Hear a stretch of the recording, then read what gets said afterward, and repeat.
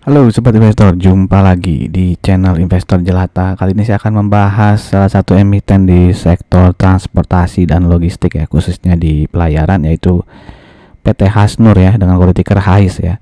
Dimana dia baru saja merilis laporan keuangan 2023-nya dengan laba bersih yang naik sangat besar ini ya, cukup besar lah, 35% ya. Dimana dia berpotensi memberikan dividen jumbo ya, karena dia sejak IPO selalu rutin ya memberikan dividen. Dan dia belum pernah bagi dividen interim ya, jadi memang hanya setahun sekali saja biasanya dia bagi dividen. Nanti kita bahas lah ya potensi dividen seperti apa, dan kita juga akan bedah lah ya profil HAIS ini ya, seperti perusahaan seperti apa gitu ya.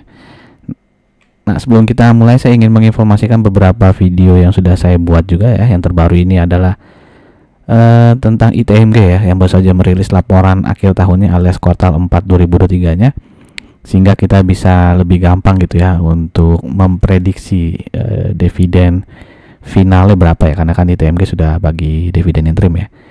Jadi saya bahas di video ini. Begitu juga Sido muncul ya, yang juga sudah merilis laporan kuartal 4-nya dan labanya tuh naik banyak ya dibandingkan kuartal 3-nya, sehingga bisa dibilang dividennya ya cukup menarik ya. Saya bahas juga di video ini. Yang lain juga ada Demas, ada BTPS, dan juga video tentang 10 dividen saham terbesar ya, dividen yield terbesar selama 5 tahun terakhir. Jika teman-teman baru minat menonton video-video ini, nanti linknya saya taruh di kolom deskripsi ya. Untuk yang ITMG nanti bisa saya taruh di pojok kanan atas ini. Oke, kita kenalan dengan PT Hasnur ini ya. Nama lengkapnya Hasnur International Shipping ya, dimana perusahaan ini didirikan pada Desember 2009 ya oleh pengusaha yang cukup terkenal ya, yaitu Bapak Haji Abdul Samad Sulaiman ya, dan istrinya Ibu Haja Nurhayati ya. Dimana nama Hasnur ini ya, kalau kita baca berita, Hasnur itu gabungan dari nama si pendirinya ini ya. Nah, kan Bapak Haji ini kalau disingkat namanya HAS ya, Has, terus istrinya Bu Nur ya, jadi digabung itu menjadi Hasnur ya. Begitulah kira-kira yang saya baca gitu ya. Perusahaan ini adalah perusahaan penyedia jasa pelayaran Indonesia yang dapat dipercaya dalam mengirimkan komoditas ya, baik domestik maupun internasional. Dimana dia shareholding strukturnya seperti ini ya, dimana 40% itu oleh PT Nur International Samudra, dan ada 7 founder ya. Ini kalau nggak salah nih anak dari pendiri tadi ya, dari Pak Haji Leman ya. Ini ada 7 anaknya, dibagi sama nih 5,6% ya. Dan publik itu 20%. Jadi bisnisnya itu ada transportation services ya, yang dikelola oleh si HAIS ini. Lalu ada anak usaha lagi yang mengelola pelabuhan ya, yaitu PT Hasnur Resources Terminal, dan yang loading services nih ya, oleh PT Hasnur Mitra Sarana. Nah, ini tadi ya 3 perusahaan ya, yang HAIS ini jasa pelayaran ya, sisanya tadi sudah sama saya jelaskan ya, yaitu PT Hasnur Resources Terminal dan PT Hasnur Mitra Sarana. Oke, saat ini dia memiliki ini ya, 14 kapal tunda dan 14 kapal tongkang ya. Nah, ukurannya bisa teman-teman lihat di sini ya. Dan dia juga jumlah komoditas yang diangkut ya sampai dengan kuartal 3 2023 itu 8,1 juta metrik ton ya. Ini adalah daerah operasional dari Hasnur ya. Seperti tadi kan dia domestik dan juga internasional ya. Internasional baru ke Vietnam saja nih ya. Sedangkan di Indonesia dia sudah dari Pulau Jawa, Sumatera, Kalimantan, Sulawesi ya. Yang di Papua dan di NTT NTB belum ada nih ya. Jadi dia 28 rute lah kira-kira ya, baik yang Indonesia maupun yang internasional alias Asia Tenggara ya. Nah, ini beberapa strategi pengembangan HAIS ya, dimana dia mulai ekspansi ya ke jasa pengangkutan komoditas lain. Kan dia biasanya ngangkat batu bara ya, jadi dia mulai juga mengangkat minyak, kayu, gypsum dan mineral lainnya ya. Lalu dia berusaha akan menambah rute internasional ya. Lalu dia juga akan masuk ke ini ya, integrasi bisnis dengan usaha, fokus utama di pengelolaan pelabuhan dan fasilitas apung ya. Jadi ada pemindahan barang lah di tengah laut ya, itu floating facility ya. Nah, ini struktur yang tadi ya, komposisi pemilik sahamnya tadi kan 7 founder yang masing-masing punya 5, anak. Ini kayaknya anaknya si Pak Haji Leman ya, ada 7 ya. Coba kita hitung yang 5,6% ya. 1 2 3 4 5 6 7 ya. Nah, dibagi rata tuh 5,6% ya. Dimana ini sekarang pengendalinya adalah si Ibu Jayanti Sari dan juga Zainal Hadi Has ya. Oke, lalu ketika dia melakukan public expose di bulan Desember 2023 itu ada pertanyaan mengenai berapa rencana penambahan armada dan capex ya di tahun 2024. Nah, di tahun 2024 dia berencana akan menambah 2 ya. Kira-kira 2 armada lah, di mana satu armadanya harganya 55 sampai dengan 60 miliar gitu ya. Jadi ya kalau kita lihat dia masih akan menambah kapal, berarti ya perusahaan memprediksi bahwa demand akan semakin tinggi ya. Walaupun cuma 2 ya, berarti kan demand diprediksi akan naik lah gitu ya oleh perusahaan. Oke, sebelum kita lanjut masuk ke bagian selanjutnya ya, keuangan maupun rasio-rasio EPS, PBV dan sebagainya, saya ingin mengajak teman-teman ya yang mungkin saja baru mampir di channel ini atau yang sudah sering mampir tapi belum subscribe, untuk mensubscribe dan jangan lupa untuk klik like, comment, and share ya jika dirasa video-video di channel ini bermanfaat ya.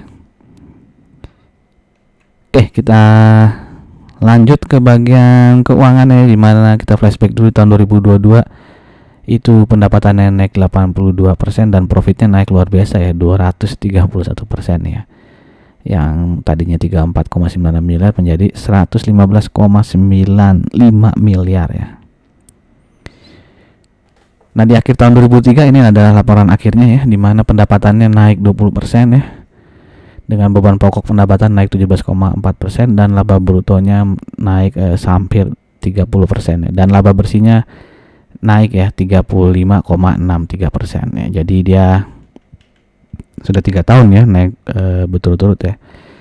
Sejak pandemi dia naik terus nih. Oke, ini adalah perbandingan ya dengan perusahaan-perusahaan sejenis ya transportasi, di mana yang HIS, SMDR, dan Nelly dan HATM ini itu masuk ke sektor logistik ya, sedangkan yang TPMA, Bull maupun PSSI walaupun sama-sama pelayaran tapi dia masuknya ke sektor energi dan subsektornya adalah oil, gas, and coal ya. Jadi ya mendingan kita lihat yang subsektor logistik aja kali ya, karena kan oil and gas ini campur ya dengan perusahaan-perusahaan batubara seperti Adaro, ITMG maupun PTBA gitu ya. Nah, kita bandingkan di sini ya dengan perusahaan-perusahaan sejenis, di mana di sini earning per share HIS adalah 60,54 ya. Lumayan ya, yang paling tinggi itu PSSI ya kalau di tabel ini ya. Untuk PER juga dia 4 kali ya. Ya lumayan, tidak terlalu tinggi karena di sini ada yang lebih tinggi lagi yaitu HTM ya dengan 12 kali ya. Dan yang paling rendah itu 3,33 yaitu Bull ya. Untuk PBV dia masih di bawah 1 ya, 0,95 kali. Untuk ROE cukup besar ya, terbesar ke 2 ya setelah Nelly, PSSI, dan berikutnya adalah HIS ya. Untuk DER juga cukup kecil ya, 0,37, jadi ya cukup aman ya karena hutang terhadap ekuitasnya relatif kecil. Dan kalau kita lihat subsektor logistik and delivery sini ya, di mana PBV-nya rata-rata 1,91, berarti HIS ini jauh di bawah rata-rata subsektornya. Untuk PER juga dia jauh ya di bawah rata-rata subsektornya yang 16,79. Tadi kan dia PER HIS hanya 4 kali ya. Oke, ini sebenarnya data 3 tahun ya, tapi dia datanya kurang lengkap nih ya untuk PER-nya.